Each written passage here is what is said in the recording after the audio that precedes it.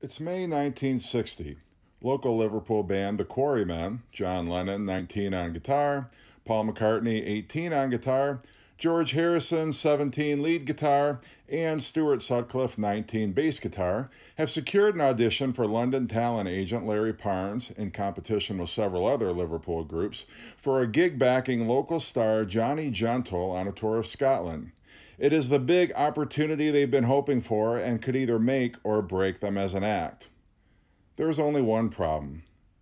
Actually, there are several problems. The first problem is their bass player, Stu Sutcliffe, doesn't know how to play bass.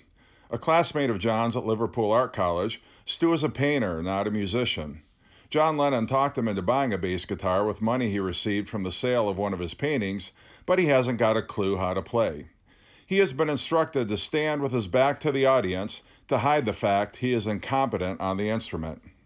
The second problem is the band have no drummer. Their solution to this problem was arranging to have 36-year-old drummer Tommy Moore stand in for the audition. But the audition is about to start, and he is nowhere to be found. The third problem is the Silver Beatles look more like janitors than musicians. While other bands at the audition are dressed sharply in matching suits and stylish clothes, the Silver Beatles are wearing jeans and button-up shirts that look like they've been slept in. And perhaps the biggest problem of all, to this point in their career, they have been so bad that their manager has never let them play in public. To set the Silver Beatles' nerves even more on edge, Larry Parnes has brought local star Billy Fury to the audition, as Fury is looking for a backing band for an upcoming tour to promote his first album. So how did the Silver Beatles get this far in the first place? Because Liverpool was a small industrial city, if you were a local band in 1960 looking to play rock and roll like your idols Elvis Presley, Buddy Holly, and Gene Vincent, there was only one place to play: the Jacaranda Club, owned by Alan Williams. Alan Williams began trying to stir up interest in Liverpool groups and organized the first Liverpool Arts Festival. The festival would feature local Liverpool talent, including musical groups, painters, poets, and other artists. In 1960, the most popular and successful rock and roll bands in Liverpool were Derry and the Seniors, Jerry and the Pacemakers, Cass and the Casanovas, Cliff Roberts and the Rockets, and Rory Storm and the Hurricanes, featuring drummer Ringo Starr.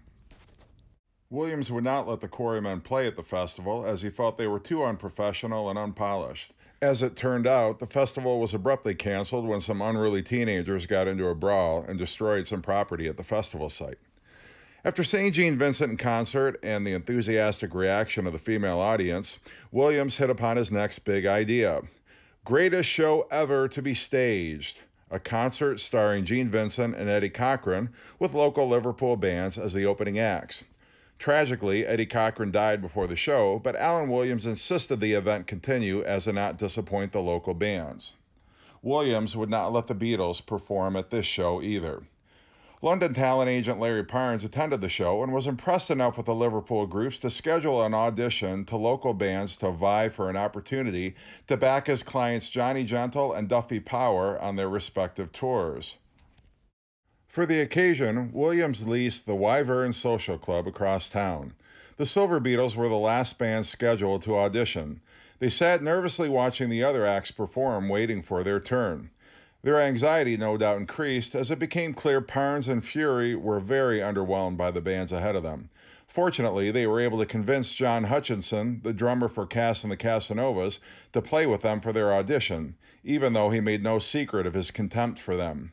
Once Cliff Roberts and the Rockets concluded their set, it was time for the Silver Beatles to take the stage. After playing through a few numbers, Larry Parnes had a request. He wanted to hear the Silver Beatles without their bass player. By this time, drummer Tommy Moore had arrived with his drum kit. So far, Parnes' reaction to the Silver Beatles had been very positive, and he confided in Williams that the band had something unique and distinct from the other bands at the audition. This was very good news that Parnes wanted to hear more.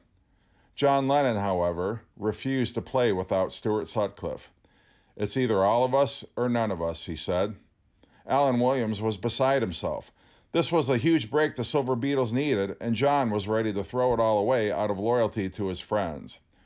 Parnes did not want to push the matter, and the audition concluded. Following the audition, Parnes, Williams, and their entourage convened at the Jacaranda Club to celebrate. So impressed was Williams at how the Silver Beatles were progressing as musicians that he agreed to become their manager and sent them to Scotland with Johnny Gentle.